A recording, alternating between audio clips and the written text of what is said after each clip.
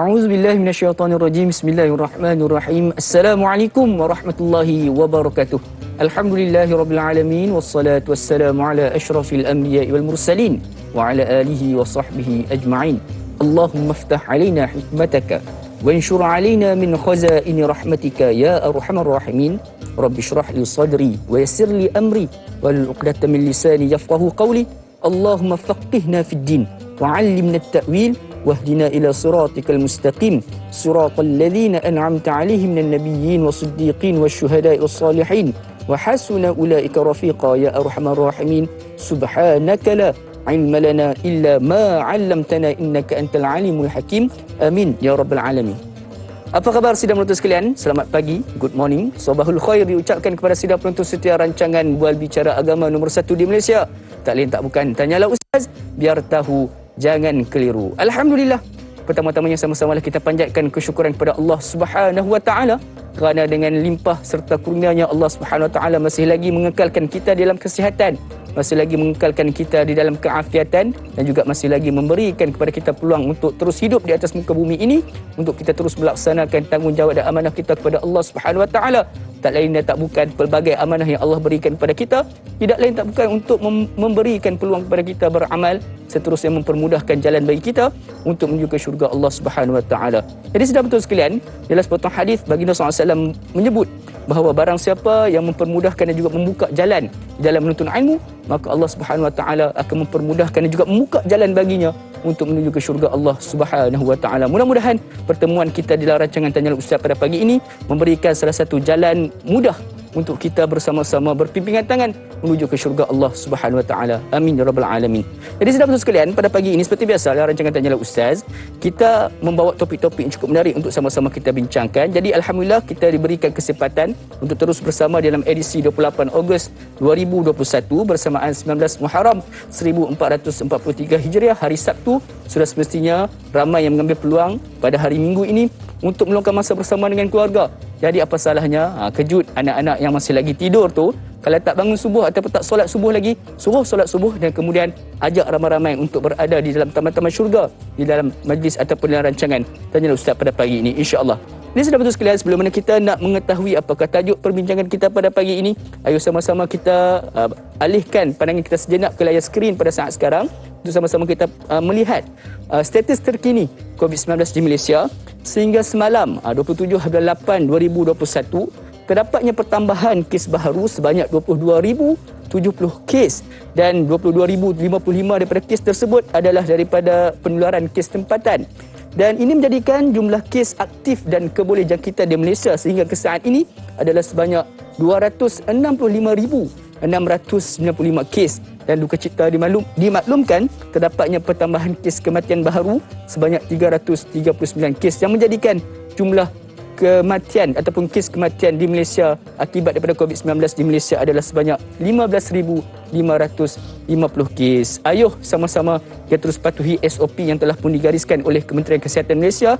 InsyaAllah dengan doa, dengan usaha dan juga tawakal kita kepada Allah Subhanahu Wa Taala dan juga dengan usaha kita di dalam mengambil vaksinasi, insya-Allah tidak mustahil suatu hari nanti Allah Subhanahu Wa Taala akan mengangkat kembali wabak COVID-19 ini daripada bumi Malaysia khususnya, insya-Allah. Sidang betul sekalian, seperti biasa dalam rancangan Tanyalah Ustaz kita akan bawa setiap hari akan ada tajuk-tajuk yang berbeza. Dan pada hari ini kita akan teruskan lagi pengajian kita menerusi silibus tafsir dan taranum, di mana kita akan teruskan lagi sambungan daripada perbincangan semalam daripada surah Asy-Syura. Jadi pada hari ini kita akan teruskan dengan ayat 25 hingga 28 dan seperti biasa dan juga sama juga seperti semalam, kita membawa seorang panel yang cukup tampan. Semalam handsome, hari ini tampan, iaitu yang berbahagia Al-Fadil Profesor Madya Dr. Muhammad Tariq Rabi Abdullah. Assalamualaikum Dr. Waalaikumsalam warahmatullahi wabarakatuh. Hari ini macam matching sikit kita punya baju tu. Kita punya dia hari Sabtu. Dia nak bagi happy punya feeling. Allah dengan biru-biru begini kan. InsyaAllah mudah-mudahan kita terus. Orang kata orang suka pakai biru ni dia romantik Betul kan tu? Orang kata macam tu lah. Orang kata romantik. Mudah-mudahan terus romantik dah insya-Allah. Kita romantik dengan Quran lah.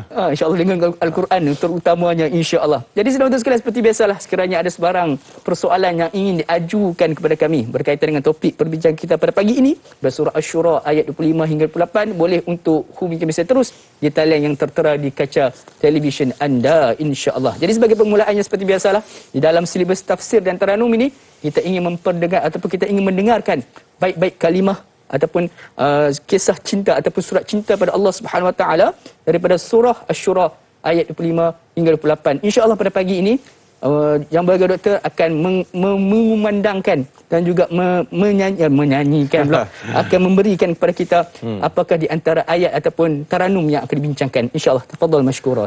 Terima kasih Da'i Luqman. Kepada para penonton yang saya kasih sekalian, saya doakan ibu ayah dalam keadaan sehat walafiat, saudara-saudari dalam lindungan kasih sayang Allah Subhanahu Wa Taala. Kita mulakan hari ini dengan Alhamdulillahilladzi ahyana ba'dama amatana wa ilaihin nusyur. Segala puji bagi Allah yang telah menghidupkan kita setelah kita dimatikan sementara, iaitu tidur. Dan kepada Allah jugalah kita akan dikembalikan satu hari nanti. Adalah sangat cantik. Hari-hari ini dimulakan dengan Al-Quran Al-Karim. Membacanya, menghayati dan juga mentadabbur ayat-ayat Allah Subhanahu Wa Taala. Dia Imam Qurtubi ada sebut man balaghahu al-Quran faka'annama kallamahu Allah. Sesiapa yang sampai kepadanya Al-Quran, ingatlah itu adalah Allah berbicara dengan dia. So macam Da'i sebut tadi, bila kita baca ayat tu, kita sedang membaca surat cinta daripada Allah. Wahyu, lembaran wahyu daripada Allah. Bila saya baca ya ayyuhalladzina amanu, saya sedang berbicara dengan Allah. Allah sedang berbicara dengan saya. That's kind of feel kena ada feel yang tersebut. Jadi kita sambung pengajian kita melalui ayat yang ke-25, 25, 26, 27, 28. Ya, 4 ayat. Saya lihat tadi macam 27. Kita tak. Kita mula dengan ayat 25, 26, 27, 28. Surah Asy-Syura. Ibu ayah boleh capai Quran dan kita baca sama-sama pagi ni. Da'i, kita nak mula lagu apa ni pagi ni? Lagu Syika. Boleh tu. Lagu Syika lah. Kita buat lagu Syika pula. Lagu Syika, lagu Hijaz, lagu Jiharkah, lagu Duka, lagu Maya. Lagu-lagu ni popular di bumi Hijaz. Bumi Hijaz ni kita Saudi, kan? Persekitaran.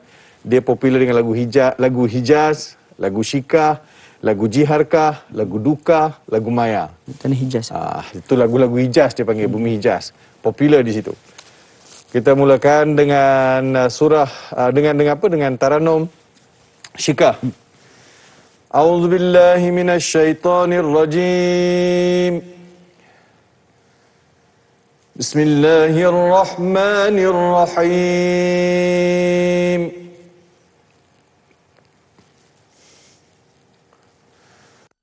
وهو الذي يقبل التوبة عن عباده ويعفو عن السيئات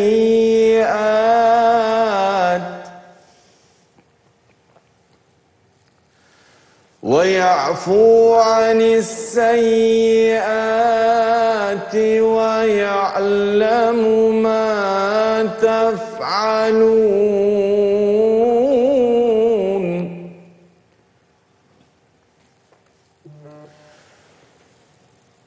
ويستجيب الذين آمنوا وعملوا الصالحات ويزيدهم من فضله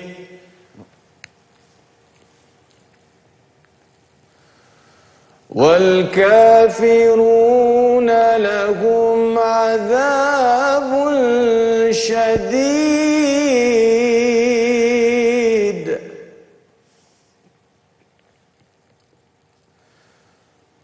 ولو بسط الله الرزق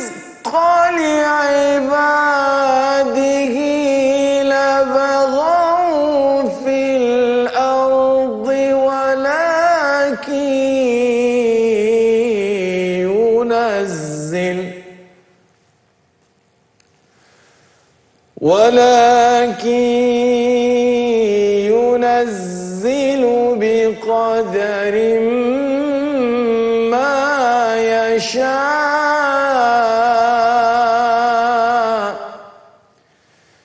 إنه بعباده خبير بصير.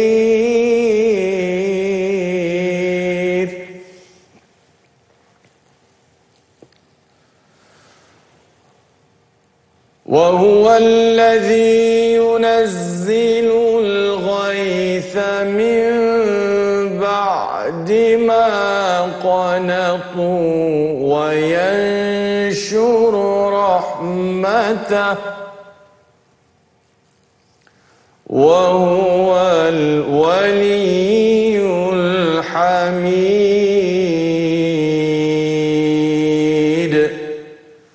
صدق الله العظيم. صدق الله العظيم وبلغ رسوله الكريم ونحن على ذلك من الشاهدين. Maka benarlah firman-firman Allah Subhanahu wa taala. Kita lihat terjemahan ayat 26, 27, 28. Kita boleh 25 dulu. Tamak saya 25. Wa huwa alladhi yaqbalu at-taubata an ibadihi wa ya'fu 'anis sayyiati wa ya'lamu ma taf'alun. Yang bermaksud dan dialah yang menerima taubat daripada hamba-hambanya dan memaafkan kesalahan-kesalahan dan mengetahui apa yang kamu kerjakan. Ayat ke-26. Wa yastajibul ladzina amanu wa 'amilus solihat wa yaziduhum min fadlih wal kafiruna lahum 'adzabun syadid.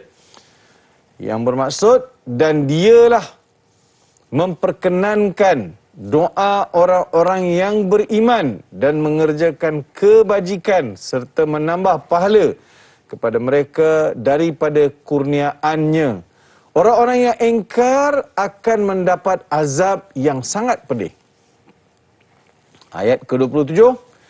Walau basatallahu ar-rizqa li'ibadihi labaghaw fil ard walakin yunazzilu biqadarin ma yasha' innahu bi'ibadihi khabirum basir.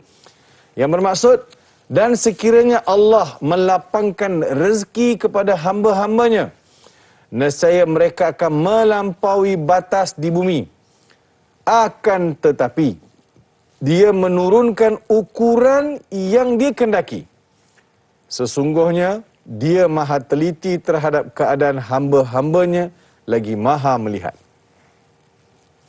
Ayat ke-28. وَهُوَ الَّذِي يُنَزِّلُ الْغَيْثَ مِنْ بَعْدِ مَا قَنَطُوا وَيَنْشُرُ رَحْمَتَهُ وَهُوَ الْوَلِيُّ الْحَمِيدُ. Dan dialah yang menurunkan hujan setelah mereka berputus asa dan menyebarkan rahmatnya, dan dialah maha pelindung lagi maha terpuji. Masya Allah.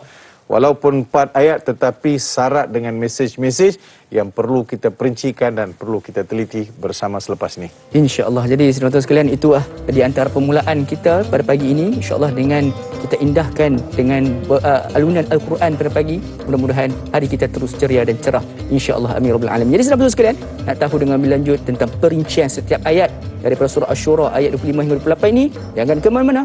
Teruskan kekal bersama kami dalam rancangan Tanya Ustaz. Biar tahu jangan keliru, kembali sebentar sahaja lagi insya-Allah.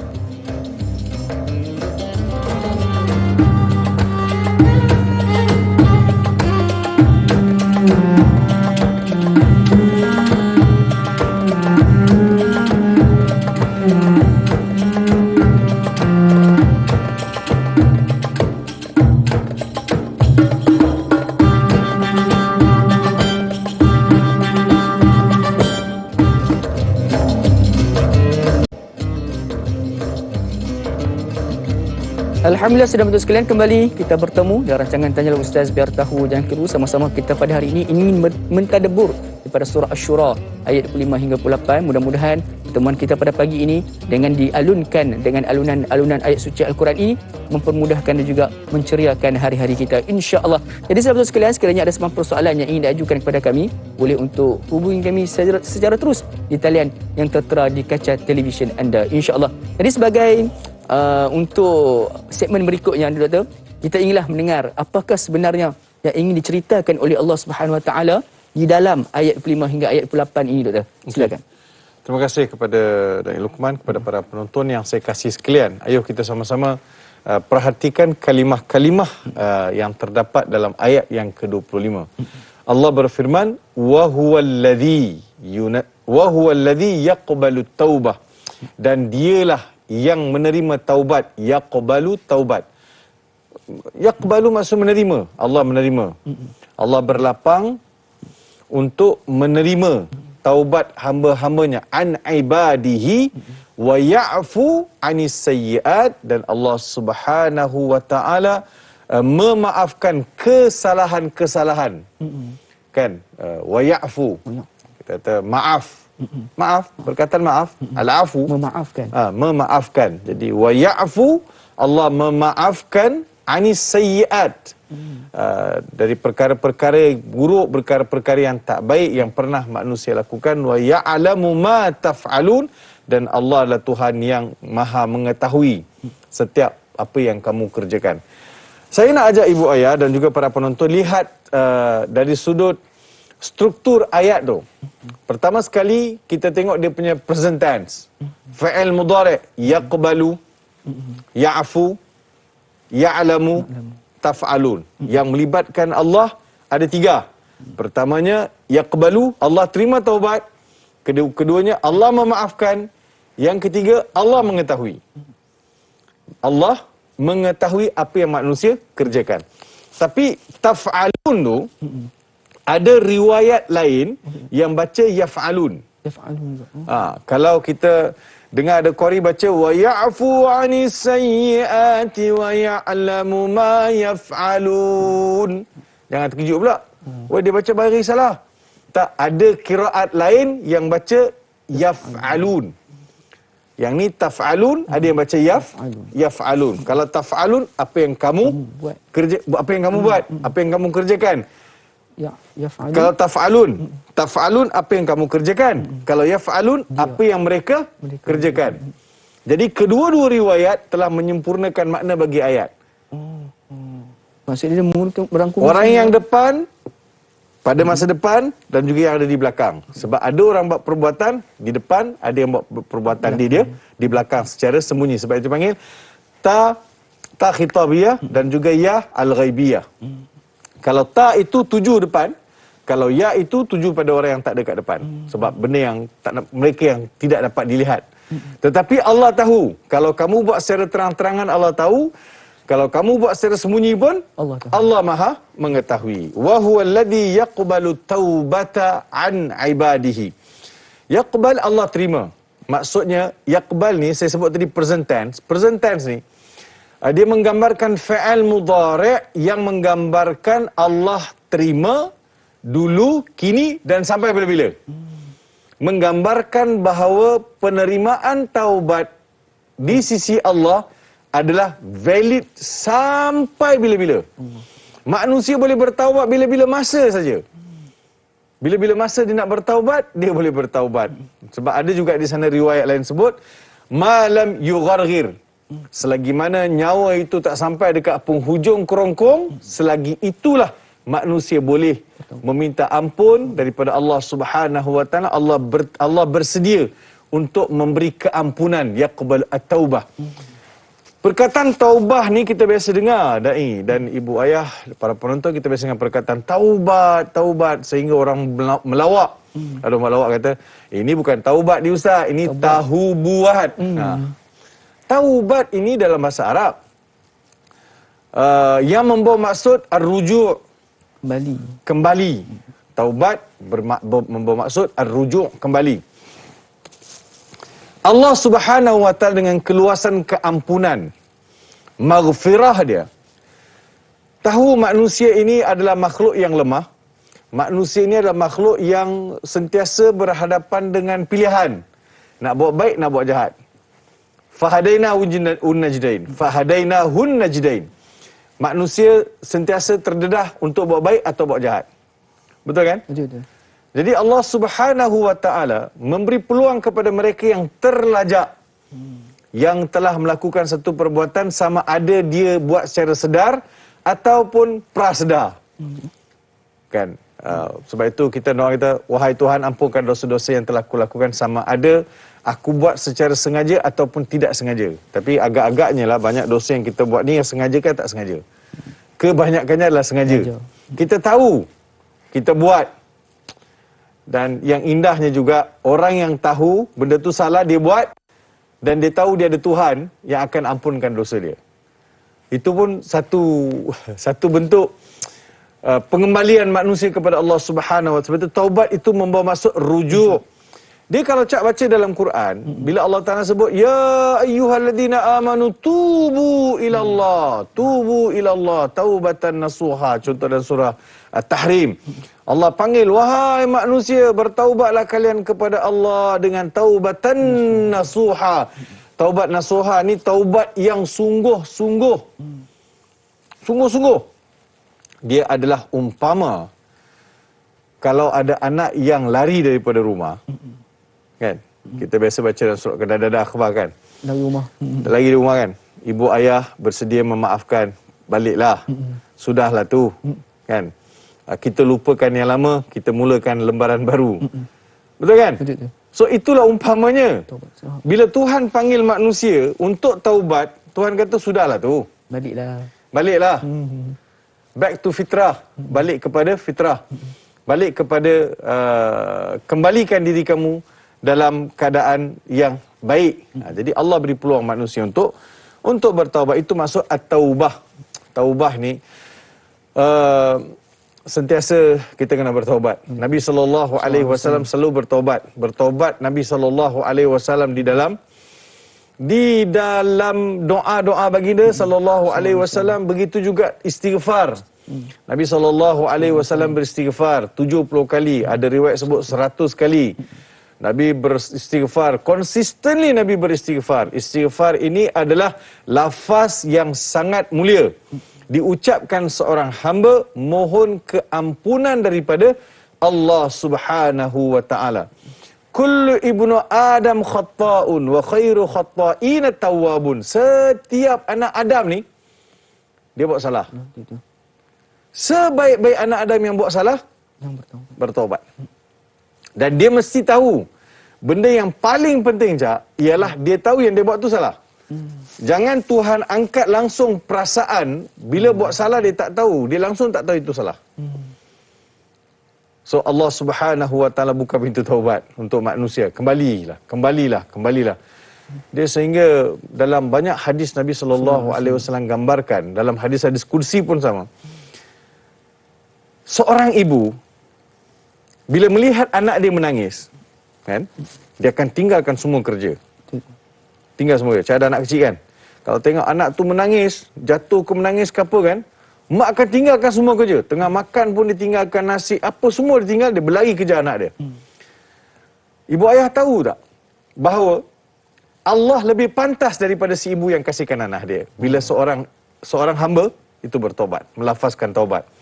Bila seorang hamba itu menitiskan air mata, tangisan taubat, keinsafan, lagi pantas Tuhan sambut daripada si ibu yang mengejar anak dia yang sedang menangis. Mana nak cari? Jadi Allah Subhanahu wa taala beri kita peluang. Sebab itu yaqbalu taubata an ibadihi. Cuba cak tengok perkataan ibadihi. Dia dalam bahasa Arab, dia boleh jadi ibadihi itu asal perkataan abid ataupun abid. Dia kalau abid, ibadihi dan juga abidihi. Ibadihi, abid. Wa ibadur rahman. Dalam Quran, wa ibadur rahman. Kalau lafaz hamba ini dalam Al-Quran digunakan ibad, ain, ba, alif, dal, ibad, itu merujuk kepada hamba-hamba Allah yang beriman sahaja. Ibad. Kalau ibad. Adapun lafaz abid, ain, ba, ya, dal. Abid. Itu merujuk kepada hamba-hamba Allah yang beriman dan tak beriman. Buktinya, وَمَا رَبُّكَ بِظَلَّامٍ لِلْعَبِيدِ. Allah Subhanahu wa taala di hari kiamat tidak akan menzalimi hamba-hamba dia, sama dia yang beriman atau yang tidak beriman.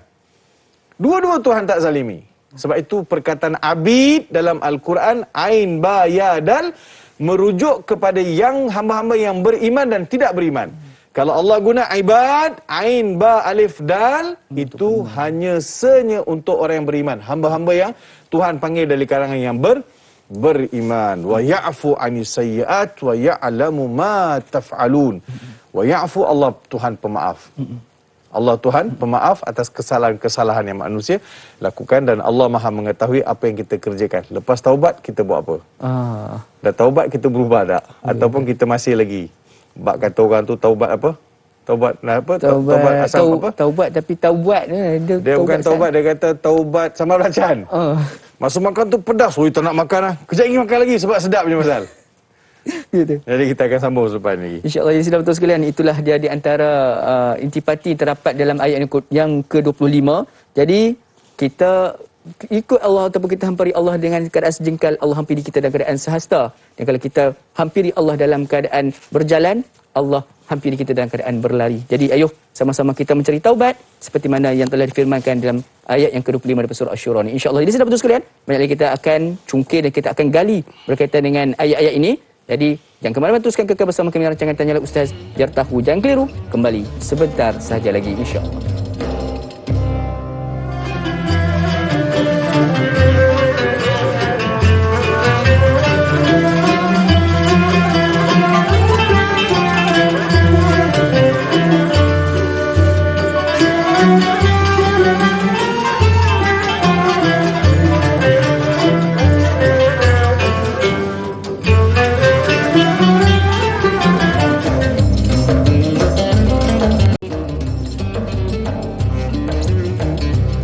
Alhamdulillah, sudah betul sekalian, kembali kita bergabung dalam rancangan Tanyalah Ustaz, biar tahu jangan keliru di dalam Taman-Taman Syurga pada pagi ini. Mudah-mudahan dengan pertemuan kita dalam Taman-Taman Syurga menerusi majlis ilmu ini menjadi perintis dan pemula awal untuk kita sama-sama berada dan berpegangan tangan untuk berada di dalam Taman Syurga yang kekal abadi di akhirat kelak. Amin ya rabbal alamin.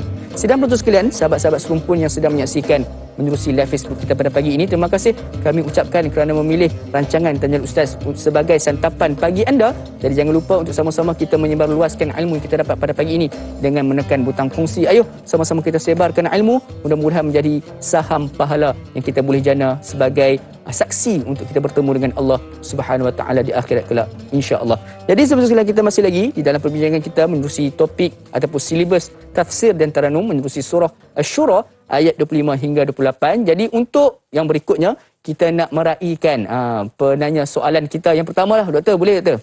InsyaAllah daripada Facebook, daripada Puan Mar WKN kita.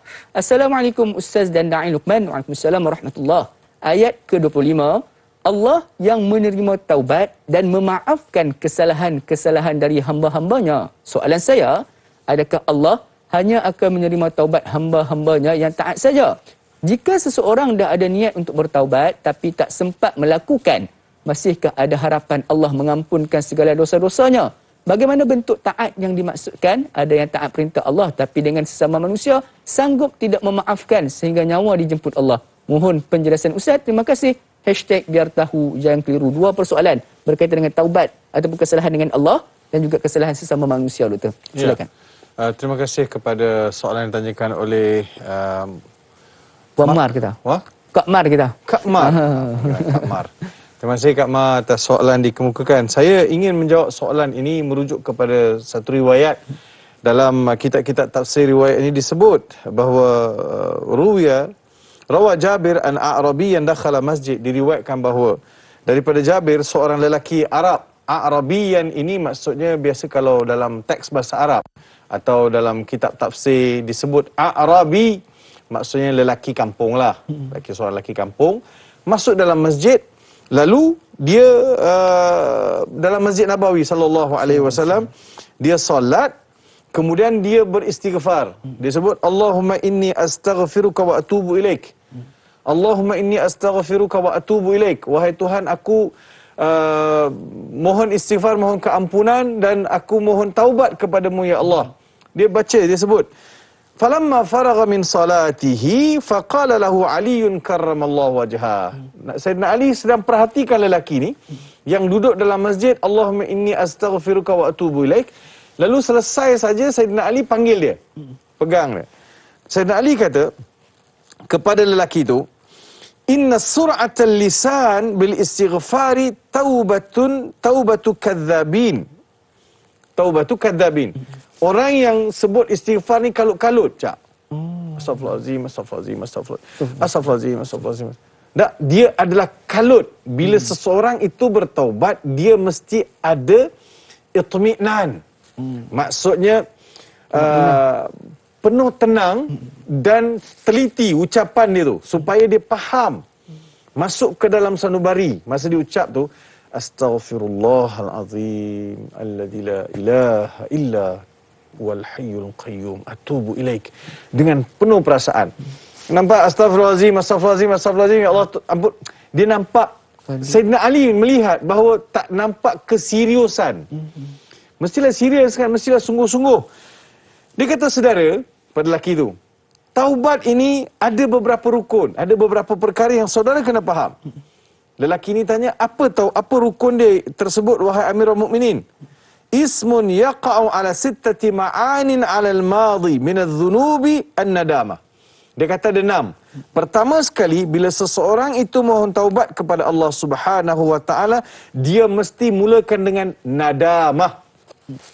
Nadamah ni bukan nama produk. Produk kecantikan ke apa. Nadamah ialah penyesalan. You start with the penyesalan. Menyesal. Ada tak perasaan menyesal dalam diri? Dia mesti start dengan menyesal. Menyesal. Sepenuh hati menyesal. An-nadamah. Itu yang pertama. Yang kedua, wattadhi'al faraid al-i'adah. Yang kedua, menggantikan segala amalan-amalan fardu yang tertinggal. Kalau betul taubat, you kena payah balik lah. Kena ganti balik. Taubat. Tapi yang 3 tahun, 5 tahun sudah punya solat banyak mana yang kita tuang. Puasa yang kita tuang. Kalau betul kita bertaubat, kena ganti. Kena ganti. Ini Sayyidina Ali pesan. Yang kedua. Itu yang kedua. Yang ketiga, raddul mazalim. Raddul mazalim maksudnya kembalikan balik hak orang yang pernah kita ambil. Kan, masa saya rasa saya gagah kan, masa saya ada kuasa, saya kedudukan, saya rampas, saya ambil. Kan, secara paksa. Sekarang saya bertaubat, saya menyesal, kata, ya Allah, aku telah melakukan silap, aku telah mengambil harta orang, aku telah melakukan itu, ya Allah. Dia tak boleh tebus pergi umrah. Kan? Buat dosa, lepas tu pergi umrah tebus. Sedangkan ambil hak orang. Tak boleh. Tak boleh. Itu soalan tadi. Maksudnya dengan Allah, solat tadi. Selesaikanlah. Betul kan? Betul. Tapi dengan manusia, kembalikan balik. Sebab Allah tak masuk campur hal you dengan manusia. Kalau orang tu tunggu dekat akhirat, tuntut balik. Oh, sudah. Miskin kita. Muflis kita besok. Itu yang ketiga kan? Kemudian, yang keempat ialah, mendidik diri kita. Mendidik diri. An turabbiya nafsaka fit ta'ati kama rabbaitaha fil ma'siyah. Yang keempat. Maksudnya, hendaklah kamu didik diri kamu seperti dalam mentaati Allah seperti mana kamu pernah didik diri kamu dalam buat maksiat kepada Allah. Dulu masa buat maksiat seronok kan? Syok kan? Happy. Menunggu masa dan ketika nak buat maksiat. So, dah tinggal yang itu, sekarang hendaklah fokus kepada taat. Macam mana dia seronok buat benda salah, dia hendaklah rasa seronok juga buat benda baik. Dia orang terbalik je. Dia buat benda tak baik itu dia rasa seronok. Belum buat benda baik, dia rasa macam sempit dada pula. Ramai itu. Ramai macam tu kan. Itu yang keempat. Yang kelima, hendaklah dia berazam untuk tidak kembali. Al-azmu ala alla ya'uda ilaiha ilal ma'siyah. Maksudnya dia kena berazam sungguh-sungguh berazam sungguh-sungguh. Jadi sekarang azam sungguh-sungguh ni, dia tak nak balik dan dia tak nak pergi kawasan tu. Dan dia tak nak kawan dengan kawan-kawan tu. Tak mau balik lah. Tak mau dah. Dulu sebab kawan dengan Cak yang ajak ustaz pergi buat itu, buat ini, pergi buat benda pelik-pelik apa kan. Lepas ni tak mau kawan lah Cak dah. Ataupun kita dua sama-sama taubat. Tak nak buat dah ustaz. Okey jom. Kita lepas ni kita tak mau buat lah ustaz. Okey. Itu boleh jumpa lah tu. Bila tak boleh. Lepas tu katakan tempat yang kita biasa pergi tu tempat yang syok kan. Lalu kawasan tu hati memanggil-manggil. Singgahlah. Takkan tak singgah. Alah singgah je pun tak apa. Boleh. Dia akan ada. Jadi jangan elakkan. Sebab itu ada seorang lelaki yang membunuh 99 nyawa. Ingat cerita tak? 99 nyawa dia bunuh. Dia nak bertaubat. Macam mana nak buat? Dia pergi jumpa orang. Seorang tok guru ni. Kata, Tok Guru, saya dah bunuh 99 nyawa. Ada tak taubat untuk saya? Mana boleh engkau ni manusia yang zalim apa semua. Dia kata, alah 99 bagi cukup 100 ya. Pap dia libas pula Tok Guru tu. Jadi 100. Jumpa pula orang lain, orang alim yang lain. Jumpa orang alim lain, bagi tahu benda yang sama. Saya dah bunuh 100 nyawa. Saya nak bertaubat, saya menyesal, saya tak nak buat. Tok Guru tu kata, hanya duduk sini, pergi tempat lain. Hijrah. Pergi kampung lain, berhijrah, keluar daripada kawasan ni, pergi tempat lain. Dalam perjalanan itulah dia bertemu ajal meninggal. So yang kelima ialah berazam untuk tidak kembali. Yang keenam, sebelum yang keenam tu kita simpan. Kita simpan dulu yang keenam tu.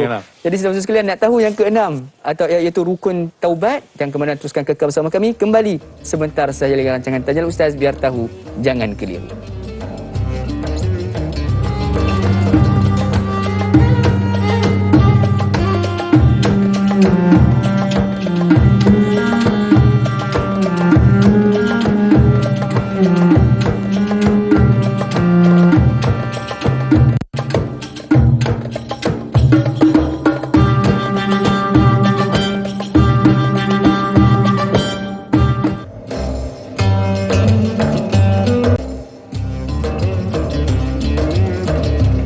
Alhamdulillah saudara-saudara sekalian, kembali kita bertemu pada pagi ini dalam rancangan Tanyalah Ustaz, biar tahu jangan keliru. Masih lagi di dalam tajuk dan topik yang sama kita bincangkan, itu berkaitan dengan surah Asy-Syura ayat 25 hingga 28. Mudah-mudahan pertemuan kita pada pagi ini diberkati dan juga dirahmati Allah Subhanahu Wa Taala, dan seterusnya dengan kita memahami Al-Quran ini dan Al-Quran ini menjadi petunjuk dan juga sebagai panduan kita bersama dalam meneruskan kehidupan kita di atas muka bumi Allah Subhanahu Wa Taala ini, insya-Allah. Jadi saudara sekalian, sekiranya ada sebarang persoalan yang ingin diajukan kepada kami, jangan segan, jangan malu untuk hubungi kami secara terus di talian yang tertera di kaca televisyen anda, insya-Allah. Kita teruskan lagi. Sebelum kita berhenti berehat tadi, Ustaz telah pun berkongsi dengan kita 5 rukun taubat, dan kita masih lagi tinggal satu lagi. Apakah rukun tersebut yang bagi doktor? Silakan. Yang keenam, seperti mana dipesan oleh Sayyidina Ali dalam riwayat tersebut, ialah hendaklah kamu menangis banyak menggantikan gelak ketawa yang pernah kamu ketawa, gelak suka-suka dulu. So kena banyak ada tangisan-tangisan air mata menitis ke atas permukaan bumi, di atas sejadah, semata-mata mengenangkan kesalahan dan juga kesilapan yang pernah dilakukan sebagai tanda taubat kepada Allah Subhanahu Wa Taala. Jadi itu di antara rukun taubat. Saya kira sangat komprehensif, dan kalau kita berpegang kepada 6 tadi seperti mana dinasihatkan oleh Sayyidina Ali, saya yakin ianya akan membantu kita. Sebab 6 rukun itu adalah tercedok daripada Al-Quran sebahagiannya, dan juga daripada panduan yang diajar oleh Nabi Muhammad sallallahu alaihi wasallam. Dan para ulama ada juga bincang isu berkaitan dengan taubat ini secara panjang lebar. Kita berharap supaya kita semua dapat taubatan nasuha, taubat yang sungguh-sungguh, dan Allah bila terima taubat itu, maka kita rasa berbahagia. Sebelum kita jumpa Tuhan, kita dapat keampunan yang semaksimum mungkin. Jadi tidak ada seorang pun yang tidak melakukan salah. Kesalahan itu tidak seharusnya dilihat sebagai titik penyudah kehidupan kita. Selagi mana kita dilanjutkan usia, itu adalah peluang Tuhan bagi dalam bentuk untuk mencari jalan-jalan pulang. InsyaAllah. Jadi saudara sekalian, itulah dia perkongsian 6 rukun taubat daripada Sayyidina Ali. Jadi mudah-mudahan kita semua adalah pendosa, dan sebaik-baik pendosa itu adalah yang kembali bertaubat dengan bersegera kepada Allah Subhanahu Wa Taala, insya-Allah. Jadi untuk persoalan berikutnya doktor, kita nak raikan persoalan untuk ayat yang ke-26 daripada Puan Laila di Laurosa. Assalamualaikum Ustaz dan dai yang dihormati. Wassalamualaikum warahmatullahi. Pada ayat ke-26 surah Asy-Syura, ini adakah ianya juga bermaksud bagi orang-orang yang ingkar bukan sahaja akan mendapat azab yang sangat keras, malah apa pun doa mereka tidak diterima Allah Subhanahu Wa Taala? Serta bagaimana pula bagi orang yang pada mulanya beriman dan taat pada perintah Allah, tetapi di pengakhiran hayatnya pula melakukan keingkaran, adakah balasan azab yang keras juga akan menimpanya? Mohon huraian daripada Ustaz. Jazakallahu khairan katsira. Silakan doktor. Ya. Maksudnya manusia ini diberi peluang mulanya beriman dan taat kepada perintah Allah Subhanahu Wa Taala, tetapi di pengakhiran hayatnya mula melakukan keingkaran, adakah balasan azab yang keras juga akan menimpanya? Dia melihat kepada penghujung hayat ni sangat penting. Sebab itu Nabi sallallahu alaihi wasallam selalu ajar kita, Allahumma khtim lana bihusnil khatimah wala takhtim alaina bisu'il khatimah.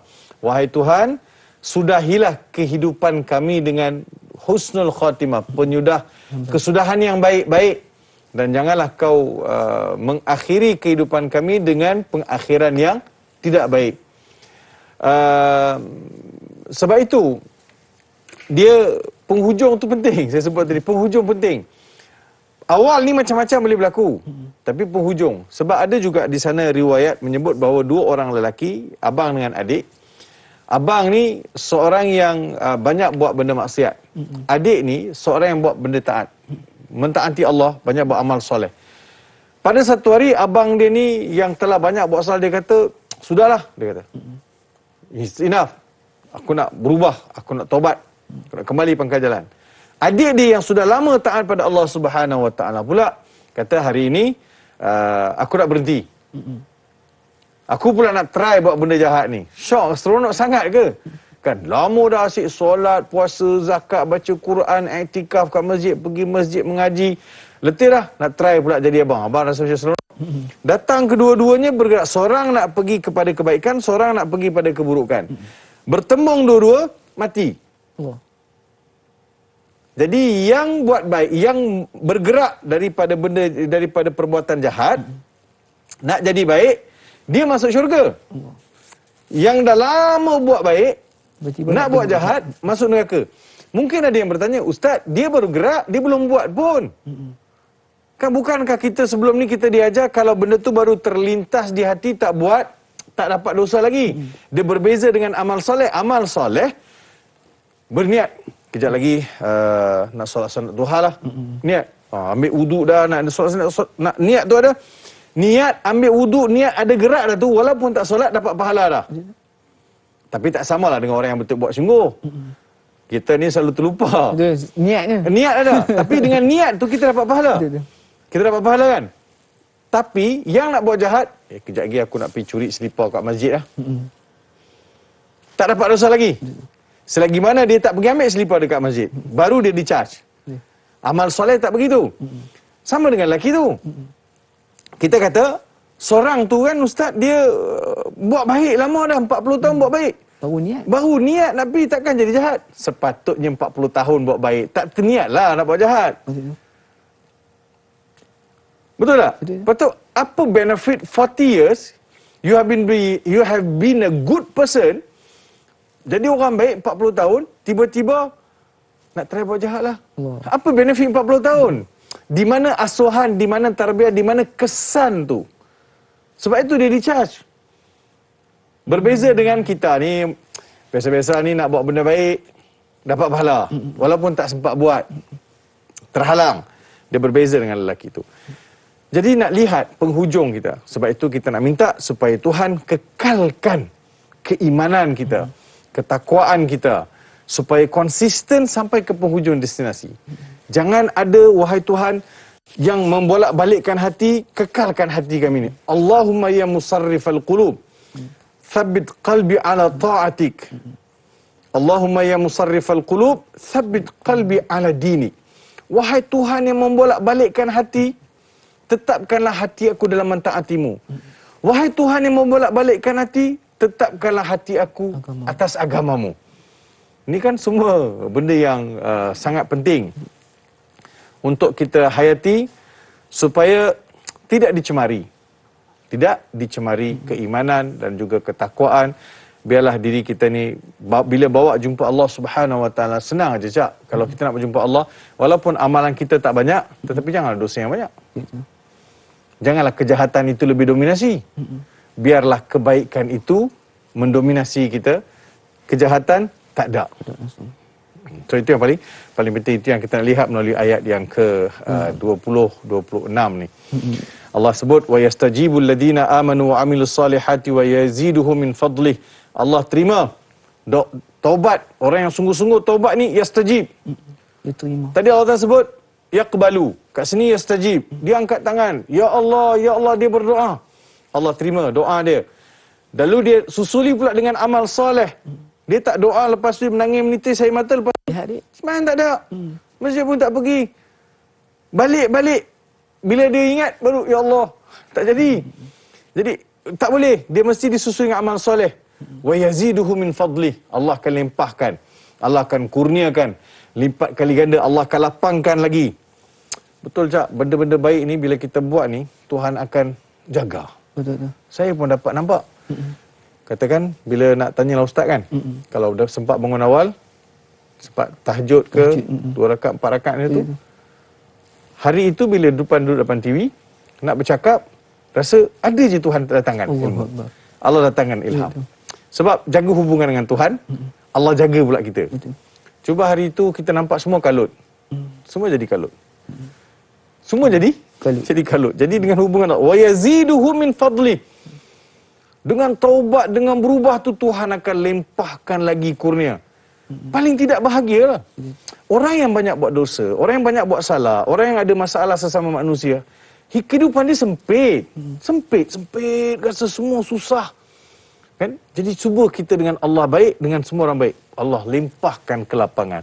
Apa guna ada duit banyak, kereta besar, rumah besar, tapi hati kita sempit, jiwa kita sempit, tak ada ketenangan. Tuhan cabut nikmat kegembiraan. Betul tak? Wal kafiruna lahum adzamun syadid. Tapi jangan campurlah orang kafir. Orang kafir memang kehidupan dia macam tu. Orang yang beriman tidak boleh begitu. Allah beritahu, takkan kamu pun nak terikut-ikut dengan tabiat watak orang kafir. Bagi mereka azab yang sangat pedih. Aku janjikan wa yaziduhum min fadli. Mana satu nak neraka ke nak syurga? Nak kebaikan, nak limpah kurnia Allah, nak kasih sayang Allah, ataupun nak seksaan, atau nak biarkan diri kamu diumban dalam api neraka. So begitulah ayat 26, dan juga saya telah rangkumkan jawapan kepada yang bertanya soalan tadi. Terima kasih. Insya-Allah, terima kasih kepada Mega Doktor di atas pandangan tersebut. Jadi permulaan yang tenang, pasti pengakhirannya juga akan menjadi tenang. Jadi salah satu doa yang Ustaz Doktor kongsikan dengan kita adalah Allahumma ya muqallibal qulub tsabbit qalbi ala dinik. Mudah-mudahan Allah SWT pandu dan juga pimpin hati kita daripada menjadi terpesong di atas jalan dan juga landasan agamanya. Amin ya rabbal alamin. Ini sahabat sekalian, kita nak raikan lagi Doktor persoalan berikutnya daripada ayat 26 daripada Izzara Zulaikha. Assalamualaikum Ustaz Da'i. Waalaikumsalam warahmatullahi. Mengapakah dalam ayat ini Allah membuat perbandingan antara orang beriman dan bagi yang kufur? Apakah Allah membuat pilihan buat kita sama ada untuk memilih beriman ataupun kufur? Kerana bagi mereka yang kufur seringkali menyalahkan Tuhannya, sedangkan Allah telah kurniakan akal buat mereka untuk berfikir antara perkara baik dan perkara tidak baik. Mohon perkongsian ilmu. Syukran. Silakan Doktor. Ya. Allah membuat perbandingan antara orang beriman dan orang yang kufur. Di antara air dan minyak, di antara langit dan bumi. Dia dua benda yang beza. Di antara syurga dan neraka. Allah bandingkan kita dengan orang beriman. Yang beriman ni sepatutnya bagaimana? Orang yang tak beriman ni macam mana sepatutnya watak dia, perilaku dia kan? So dalam pentafsirannya ada ulama sebut humul ladina yastajibuna lil haqqi wa yattabi'unah. Kenapa Allah bandingkan? Kerana orang beriman ini dia ada satu sifat menyahut perintah Tuhan, sambut lalu dia buat. Kita lihat para sahabat ridwanullah alaihim. Sebelum kedatangan Islam, arak ni menjadi salah satu minuman yang disukai, minuman kegemaran. Orang Arab suka minum arak. Sebab dia orang masa tu mana ada entertainment besar sangat. Dia ada minum arak, lepas tu nyanyian, joget. Jadi itu yang ada. Tapi arak ni di antara benda yang mereka minat. Mereka minum. Menjadi satu tabiat yang tak dapat dipisahkan. Sama ada perahan itu, arak itu dibuat daripada perahan anggur ataupun daripada perahan buah korma. Mereka simpan, mereka minum. Habit diorang memang suka. Bila Quran turun, Quran nak disiplinkan mereka. Allah turunkan ayat, kata manfaatnya sikit, mudaratnya banyak. Masih minum lagi. Lepas tu, masa minum, lepas minum tu pula, baca ayat salah-salah. Allah Ta'ala bagi tahu jangan minum arak kalau nak solat. Wala taqrabu solata wa antum sukara. Jadi lepas subuh tak minum sebab zuhur, takut mabuk tak hilang lagi. Lepas zuhur tak boleh minum sebab asar, takut mabuk tak hilang lagi. Asar maghrib lagi dekat, tak boleh. Maghrib isyak jangan cakap lah, lagi dekat. Tak boleh minum. Habis minum bila? Lepas isyak. Lepas isyak. Lepas isyak minum, satu hari tak minum. Dia pulun lah. Minum banyak. So bila minum banyak, tak boleh nak kontrol. So Allah perlihatkan bagaimana mudarat datang daripada arak. Innamal khamru wal maisiru wal ansabu wal azlamu rijsun min amali syaitan fajtanibuh. Tidak ada satu perbuatan yang Tuhan tak suka ni ditegah dengan begitu tegas. Fajtanibuh. Bunyi pun macam very heavy kan. Fajtanibuh, tinggalkan. Bila kata tinggalkan, pada masa itu tak ada sahabat yang mempersoalkan pun. Sebab dia orang semua dah bersedia. Sebab mereka sambut. Itu sifat orang beriman. Kita kata yang sudah tu sudahlah. Itu yang kata lorong-lorong di Madinah itu dibanjiri dengan arak, tempayan-tempayan arak dicampak keluar. Umar bin Al-Khattab di antara sahabat yang menadah tangan ke hadrat Allah, mohon sujud syukur. Seronok Umar. Al-ana ya Allah bayyanta lana fil khamri bayanan syafiyah. Sekarang Tuhan, sekarang kau telah jelaskan kepada kami mengenai arak ni satu yang sangat-sangat jelas. Sebelum ini jangan minum, jangan solat masa minum. Jadi dia nampak Umar kata, ada benda Tuhan nak sampaikan ni. Tengok orang beriman dia boleh rasa dah. Sebab itu Tuhan bandingkan, mana mungkin sama orang beriman dengan orang tak beriman. Watak dia tak sama. Sebab itu Ibrahim bin Adham, kalau saya boleh sebutkan di sini, Ibrahim bin Adham adalah seorang sufi. Seorang sufi, dia sebut begini. Dia kata, bagaimana Allah nak bagaimana Allah tak terima kita? Sebab ada orang mengadu kata doa-doa Tuhan tak kabul. Minta-minta Tuhan tak kabul. Ini nak beza antara orang beriman dengan tak beriman. Doa tak kabul. Ibrahim kata, dari mana Allah nak kabulkan doa kamu? Faqala li'anna subhanahu wa ta'ala da'akum falam tujibuhu. Allah banyak kali panggil kamu tak pernah pun sahut. Ya ayyuhalladzina amanu. Ya ayyuhalladzina amanu. Ya ayyuhalladzina amanu. Banyak mana disebut dalam Al-Quran. Sehingga Syekh Abdul Rahman Habannaka sebut, hadza nida'ur rahman. Ini adalah panggilan penuh syarat dengan kasih sayang. Ya ayyuhalladzina amanu. Wahai orang beriman. Pernah tak kita sahut? Pernah tak kalian sahut atau dengar saja tanpa ada apa-apa yang terdetik di hati? Ibrahim kata, banyak kali Tuhan panggil kau tak pernah seru pun. Kau baru minta 2-3 kali. Tuhan tak kabul, kau dah banyak komen. Betul tak? Membayangkan bagi tanya tu. Banyak kali Allah panggil kau tak pernah sahut pun. Kau tak tahu je. Baru 2-3 kali berdoa, tak minta, dah mengadu. Saya minta, Tuhan tak bagi. Padahal Allah minta dengan kau supaya kau kembali ke pangkat jalan berapa lama.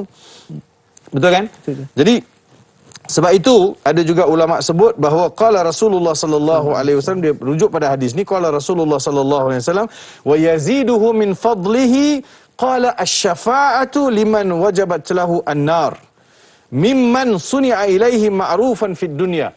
Jadi Allah nak beritahu melalui Rasulnya sallallahu alaihi wasallam yang Allah limpah kurniakan kepada ke atas orang beriman, yang Allah tak beri kepada orang yang tak beriman, ialah antaranya syafaat. Syafaat, seseorang itu sudah diputuskan nampak tak berapa elok amalan, tetapi ada syafaat Nabi sallallahu alaihi wasallam, recommendation daripada Nabi Muhammad sallallahu alaihi wasallam. Kita semua ada satu peruntukan, iaitu peruntukan namanya syafaat. Kita akan dibawa jumpa Nabi Muhammad sallallahu alaihi wasallam. Ini juga termasuk dalam wa yaziduhu min fadlih. Jadi ini kelebihan yang Allah berikan kepada orang yang beriman, yang tidak diberikan kepada orang kafir. Jadi sayogia dan beruntunglah mereka yang beriman kepada Allah. Allah sayang, Allah bagi apa-apa yang kita nak. Paling penting tenang hidup. tak kaya raya tak apa, tapi kita ada ketenangan hidup, rasa seronok bertuhankan Allah Subhanahu Wa Taala. Allahu Akbar. Jadi saudara sekalian, mudah-mudahan kita semua menjadi orang beriman, di mana orang yang beriman ini bila mana Allah menyeru mereka sambut dan mereka melaksanakan dan juga taat kepada Allah Subhanahu Wa Taala. Jadi saudara sekalian, banyak lagi yang kita akan bincangkan berkaitan dengan surah Asy-Syura pada ayat 25 hingga 28 ni. Namun sebelum tu kita nak melabuhkan tirai terlebih dahulu di TV3. Insya-Allah jangan lupa untuk saksikan 30 minit ekstra eksklusif di TV9 dekat di hati. Sebentar sahaja lagi. Tanyalah Ustaz, biar tahu jangan keliru. Kembali sebentar sahaja lagi, insya-Allah.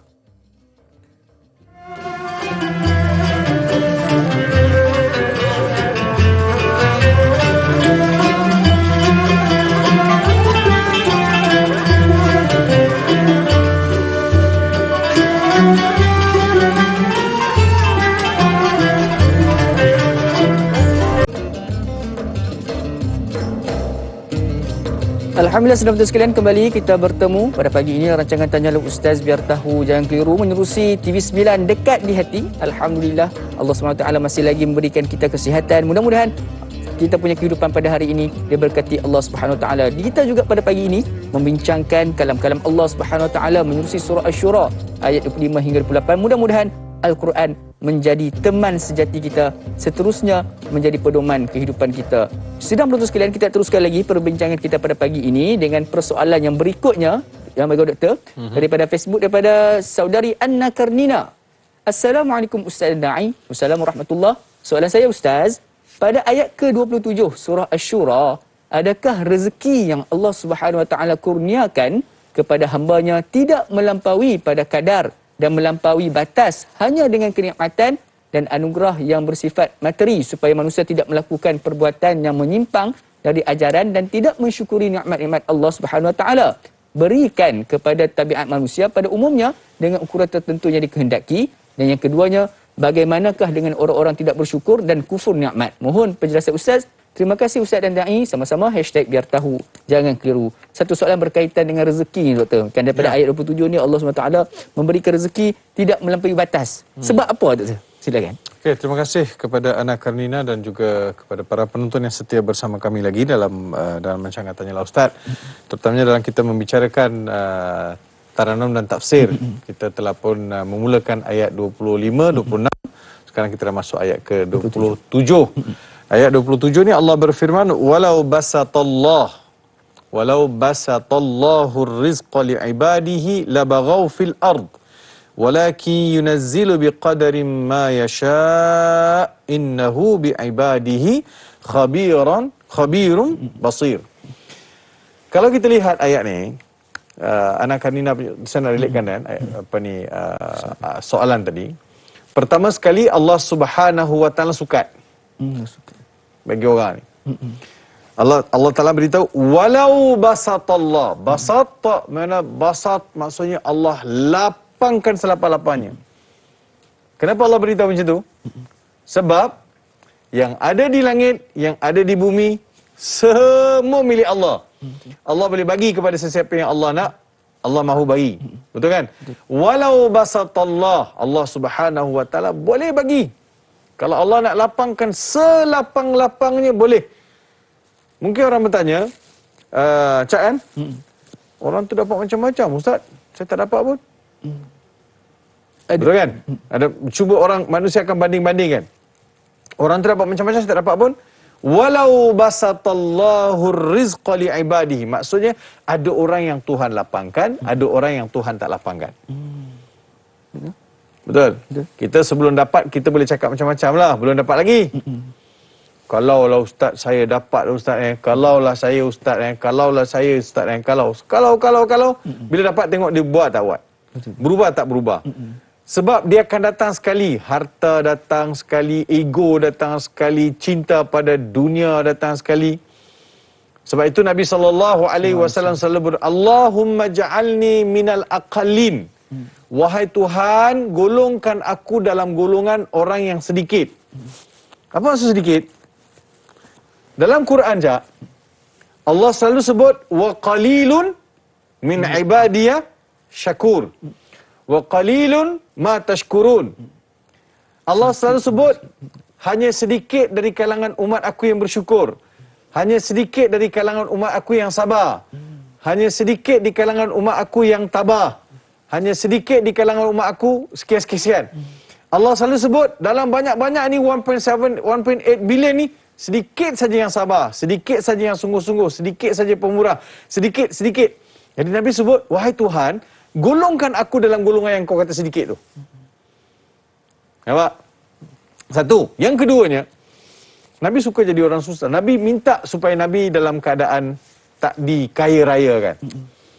Supaya Nabi dapat feeling susah dan bersederhana dalam kehidupan. Jadi Allah Subhanahu Wa Taala dengan ilmu yang luas tahu kalau bagi kat Cat jadi apa. Kan? Satgi tak mau telefon pun tak jawab. Ini tengok Ustaz Farid telefon. Ini tak ada kerja lain. Ini tak ada kerja lain nak minta sumbangan untuk masjid dia lah ni. Ini nak minta sumbangan untuk persatuan dia lah ni. Kita sudah ada pelbagai prasangka. Kan? Kononnya kita ada duit, orang lain tak ada duit. Semua orang yang tak ada duit jumpa kita ni macam nak minta duit dengan kita. Macam nak ambil duit kita. Kan itu Tuhan Maha mengetahui. Dan Allah bagi, Allah uji. Allah bagi, Allah uji. Jadi kalaulah Allah mahu, Allah boleh saja lapangkan rezeki li ibadihi. Tengok masih lagi ibad. Cak, tadi kan? Yaqbalu taubata'an ibadihi. Di sini li ibadihi. So fokusnya Tuhan nak bagi lapangkan untuk orang beriman. Boleh tak? Boleh. Tapi Allah Subhanahu Wa Taala tak buat demikian, takut mereka labaghaw fil ard. Lalai. Baghaw ni bukan lalai. Baghaw ni melampau. Okay. Takut dia diberi rezeki lebih-lebih nanti, dia jadi melampau. Dia jadi melampau dengan aktiviti dia. Dia mungkin juga boleh menaja perkara-perkara yang tak betul. Boleh juga harta itu digunakan untuk manipulate the situation. Quran sebut, kaila yakuna dulatan bainal aghniya'i minkum. Harta itu sepatutnya dia beredar, berlegar. Dia mesti ada konsep rawaj. Dia bukanlah suatu yang bersifat pemilikan dan juga dimanipulasi. Dimanipulasi dalam erti kata dia lebih mendominasi. Kan, dia cuba manipulate sistem kewangan dalam diri dia tanpa dimanfaatkan kepada orang lain. Sebab itu ulama tafsir sebut seperti Imam Sa'di sebut, ai law a'tahum fawqa hajatihim min ar-rizq la hamalahum dhalika 'ala al-baghi wat-tughyan min ba'dihim 'ala ba'd asharan wa batara. Maksudnya syarran wa batara. Kalaulah Tuhan lebihkan daripada apa yang mereka perlukan, mereka akan harta itu akan bawa mereka terpesong. Akan melampaui batas. Dan juga dalam hadis yang lain, kama jaa fil hadis al-marwi, inna min ibadi liman la yaslihu illa al-ghina. Walau faqartuhu la afsadat alaihi dinuhu. Maksudnya ada di kalangan hamba-hamba Allah Subhanahu Wa Taala, dia tak layak pun jadi kaya. Tak sesuai jadi kaya. Allah tahulah. Allah tahu tak sesuai jadi kaya. Dia kalau dibiarkan dia kaya, takut dia akan buat kemudaratan. Jadi Allah Subhanahu Wa Taala, walau faqartuhu lafsadatu alaihi dinuhu. Begitu juga kalaulah dia dalam kefakiran pun tak boleh juga. Jadi Allah Subhanahu Wa Taala akan berikan mengikut kadar yang diperlukan. Tadi soalan bagaimana seseorang itu menjadi kufur nikmat. Kufur nikmat ni saya nak kembali pada apa yang disebut oleh Imam Ghazali rahimahullahu taala alaihi. Imam Ghazali sebut bersyukur terhadap nikmat Allah ialah menggunakan nikmat Allah pada jalan yang Allah suka. Macam mana kita nak guna nikmat-nikmat itu? Kita sembang selepas ni. Kita rehat dulu. InsyaAllah. Jadi doktor sekalian, itulah dia apa yang dikatakan oleh yang bagi doktor sebentar tadi. Kekurangan itu kadang-kadang merupakan salah satu cara Allah nak menyelamatkan kita daripada menjadi orang yang kufur. Kalau nak tahu apakah di antara ciri-ciri orang yang kufur nikmat, jangan ke mana-mana, teruskan kekal bersama kami rancangan Tanya Ustaz. Biar tahu, jangan keliru kembali sebentar sahaja lagi, insya-Allah.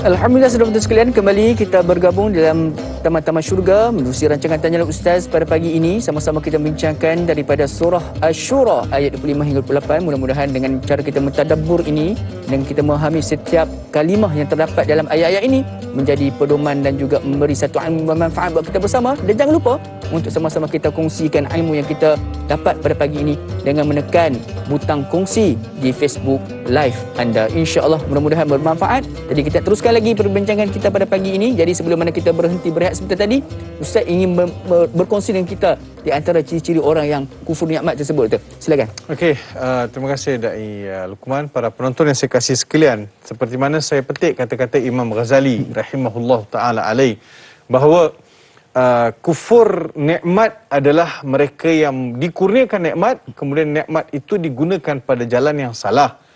Dia dulu tak ada duit, tak ada rezeki, Allah bagi dia rezeki, kemudian diguna pada jalan yang salah. Itu maksudnya kufur nikmat. Dulu dia tak ada kereta, Allah bagi dia murahkan rezeki, mendapat kereta, kereta digunakan untuk jalan yang salah, untuk pergi tempat-tempat yang tak baik, ataupun untuk mengangkut perkara-perkara yang tak baik. Jadi dia sudah salah gunakan nikmat. Dulu dia seorang-seorang, Allah murahkan rezeki, dapat kahwin, lepas kahwin dapat zuriat. Kemudian dia tak jaga betul-betul, dikufur nikmat. Begitu juga dulu tak ada kuasa, sekarang ada kuasa, ada pangkat, ada jawatan. Sekarang bila dah dapat pangkat, bila jawatan, apa you buat? Apa you sumbang balik pada masyarakat? Apa yang boleh dimanfaatkan oleh masyarakat, orang di keliling? So kalau disalah guna, maka dia jadi kufur nikmat. Semua itu nikmat pemberian Tuhan. Fabi ayyi ala'i rabbikum tukadziban. Nikmat mana lagi manusia nak dustakan? Kekuasaan mana lagi manusia nak dustakan? Sebab itu nikmat ini adalah pemberian Allah Subhanahu wa taala yang perlu dipulangkan balik dalam bentuk terima kasih melalui menggunakan manfaat, menggunakan segala nikmat itu pada jalan yang Allah suka. Allah Subhanahu wa taala beritahu pada kita melalui surah Ibrahim. La in syakartum la azidannakum wa la in kafartum inna azabi lasyadid. Kalau kalian bersyukur, aku akan tambah. Kalau kalian kufur, ingat azab aku sangat pedih. Apa yang Allah tambah? Allah akan tambah nikmat. Kan Allah Taala sebut juga dalam surah yang sama, wa in ta'uddu ni'matallahi la tuhsuha. Hei manusia, kalau kalian nak hitung setiap satu nikmat aku berikan, kalian takkan mampu buat. Okey, hari ni kita bagi A4 paper. Satu A4 paper kita bagi, kata saudara, silalah saudara tulis banyak mana nikmat saudara dapat hari ni. Sebut. Cukup tak satu lah A4 paper? Tak cukup. Nikmat kerdepan mata, nikmat mulut, nikmat telinga, nikmat jantung, nikmat setiap satu. Tak cukup. Tak cukup. Ada kawan kena jangkitan, mata sebelah tak boleh tutup. Dia mata sebelah tutup, doktor kata kena jangkitan, so kedip mata tu tak boleh berkelip. Tak boleh berkedip. Siksa tu. Malam tidur letak selotip. Malam tidur Kena letak selotip. letak selotip sebelah ni, letak selotip tidur. Baru boleh tutup. Kata tak tutup. Satu je Tuhan tarik. Tuhan tak bagi mata tu tutup. You nak buat apa? Kelang kabut. Kan masa tu macam-macam ada pun tak boleh buat apa. Sebab itu Imam Sayyidina Ali sebut, awak boleh beli tilam tapi tidur tak boleh beli. Betul tu. Lena tu tak boleh beli. Belilah tilam berapa puluh ribu pun. Kan untuk bon belakang lah, untuk itulah, untuk inilah. Tapi tidur boleh beli tak? Tak boleh. Baik yang saya tidur dengan atas apa? Atas toto je. Boleh tidur. Atas kapet, letak satu bantal, pam tidur. Kita tengok ayah kita dekat kampung dulu kan. Abang kita ke orang ayah kita dekat kampung. Pagi menyawah atau pergi menuri getah, pergi sawit. Tengah hari balik, mandi, solat, makan, solat zuhur. Dia tidur atas sejadah dengan pakai baju pakai dengan kain. Tengok nikmatnya hidup. Betul tak? Itu nikmat yang Tuhan bagi. Manusia selalu lupa. Sebab itu jangan kufur kepada nikmat Allah Subhanahu wa taala. Allah beri saya mata digunakan untuk mencari kebaikan, melihat perkara-perkara yang baik. Kalau saya mula gunakan mata ni melihat perkara yang tak baik, maka saya tergolong-golongan orang yang kufur nikmat.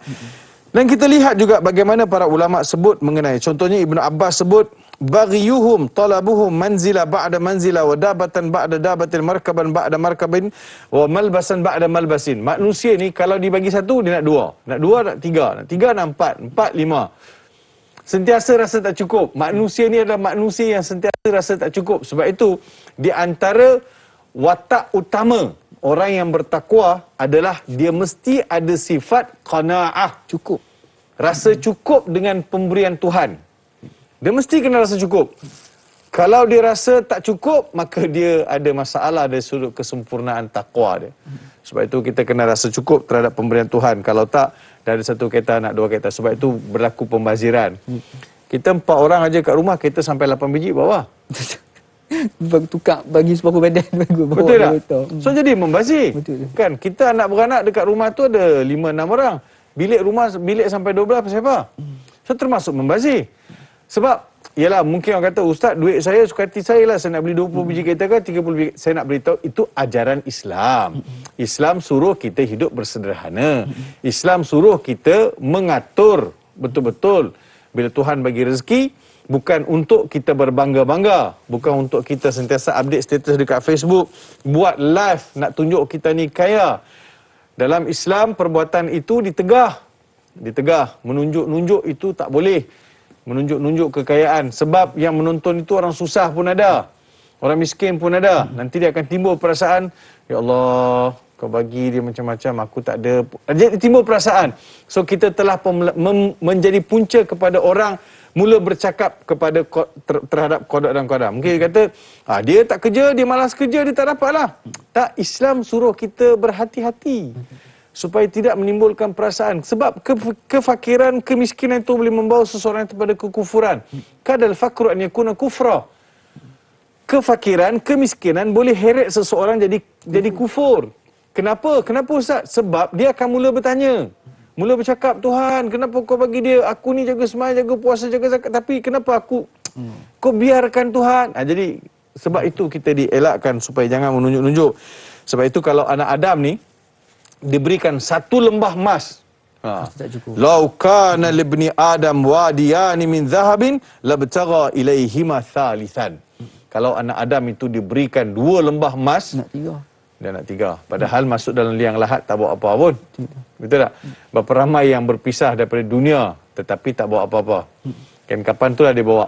Bekalan yang dia bawa adalah amal soleh, amal jariah, sedekah dan benda-benda perkara-perkara baik yang dia buat. Itulah yang dia bawa, yang akan menemani dia untuk selama-lamanya. Kereta yang besar-besar semua tu tinggal.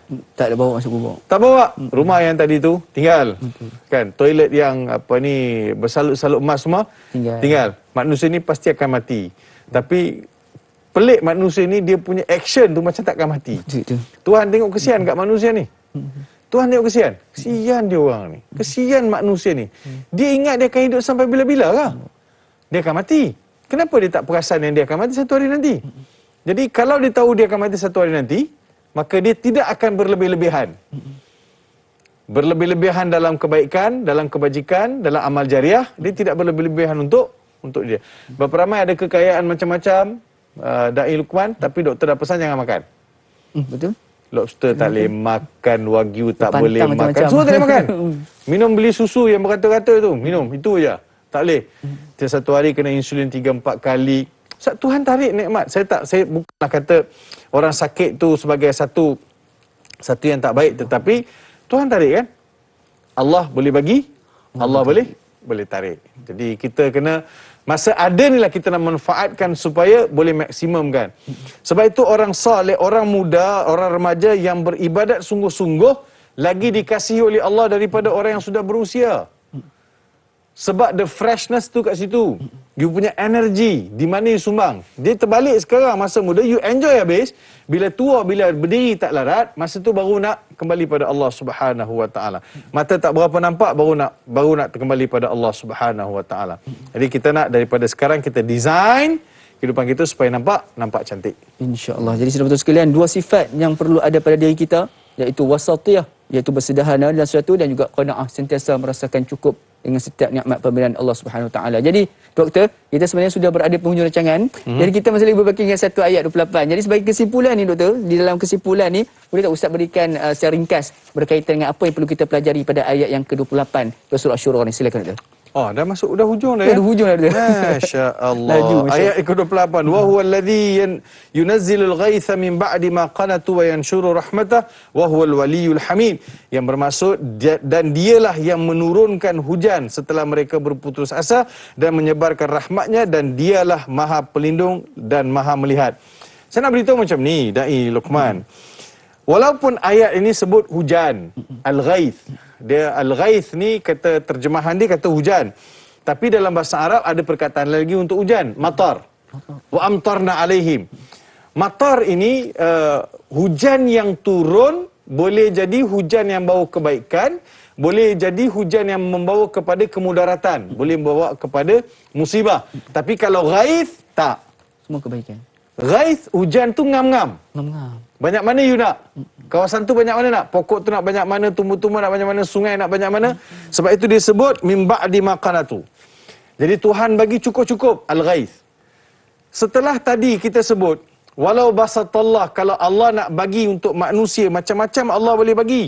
Allah boleh lapangkan. Tapi yang ini Allah beritahu macam mana kami turunkan hujan ke atas permukaan bumi cukup-cukup untuk jadikan bumi itu subur, untuk menjadikan bumi itu menghijau. Kemudian daripada kesuburan itu, manusia dapat mengambil manfaat. Saya dapat bercucuk tanam, tanaman-tanaman saya subur, pokok-pokok saya menghasilkan tuaian. Begitulah hendaknya pemberian Tuhan itu, dia menghijau dalam kehidupan kita dalam bentuk keberkatan. Kena faham begini, Tuhan bagi mengikut kadar yang diperlukan oleh manusia. Sebab itu biqadarin kan, biqadar. Sebelum tu biqadarin ma yasha, di sini min ba'di ma qanatu. Dia manusia kadang-kadang tak dapat, dia berputus asa. Sekarang pun dalam suasana Covid, ramai juga yang berputus asa. Allah kata jangan, kul ya ibadiyalladzina asrafu ala anfusihim la taqnatu min rahmatillah. Jangan berputus asa. Allah kan ada. Ya Allah, Allah have. Minta dengan Allah, Allah pasti akan bagi jalan keluar, kerana Allah itu wahuwal waliyul hamid. Dialah Tuhan yang wali, penjaga. Allah jaga kita. Tapi dengan syarat, jagalah Allah. Ihfazillah yahfazuk. Ihfazillah tajidu tujahak. Jaga Allah, Allah jaga kamu. Jaga Allah, Allah akan buka jalan-jalan yang terbaik di hadapan. Jadi saudara dan saudari, para penonton yang saya kasih sekalian, bermula dengan taubat. Tidak ada perkara yang lebih menggembirakan Allah melainkan bila seorang hamba itu melafazkan taubat kepada Allah Subhanahu wa taala. Allah beri kita rezeki, jangan kufur. Lihat rezeki itu masih layakkah kita kufur pada Tuhan? Telah memberi kita macam-macam. Yang ketiga, semua yang ada di keliling kita ini memperlihatkan kebesaran Allah Subhanahu wa taala. Jangan pernah kufur, jangan pernah berhenti daripada mentaati perintah Allah Subhanahu wa taala. Buatlah baik, ayuhai rakan, ke dalam laut kamu dicampakkan, kalau tidak dikenal ikan, Tuhanmu tahu iakah bukan? Bila tiba ajalnya mati, kain putih pembalut badan, air mata mengalir ke pipi, tidak boleh diminta kembali. Allahu Akbar. Islam tu sekalian, kita mudah-mudahan dengan kesimpulan ringkas pada berbagai ustaz ini, kita diberikan pemahaman daripada surah Asy-Syura ayat 25 hingga 28. Jadi doktor, terima kasih di atas perkongsian pada pagi ini. Mudah-mudahan Allah SWT berkati pertemuan kita. Jadi sebenarnya kita sudah berada penjuru rancangan, dan juga sebagai sedikit peringatan, jangan lupa untuk saksikan channel Ustaz pada esok hari dengan topik akidah dengan Asmaul Husna, Al-Mughni, Al-Mani', Al-Dar dan juga An-Nafi', bersama dengan moderator kita Dan Anas, dan juga sebagai ahli panel kita Profesor Madya Dr. Muhammad Suki Osman. Jadi saya Dan Luqman, mohon maaf sekiranya ada terkurang di mana-mana ataupun tersilap tersusun bicara. Mudah-mudahan kita bertemu lagi di lain episod dalam rancangan Tanya Ustaz biar tahu yang keliru. Akhirul kalam, wabillahi taufiq wa hidayah. Wassalamualaikum warahmatullahi wabarakatuh.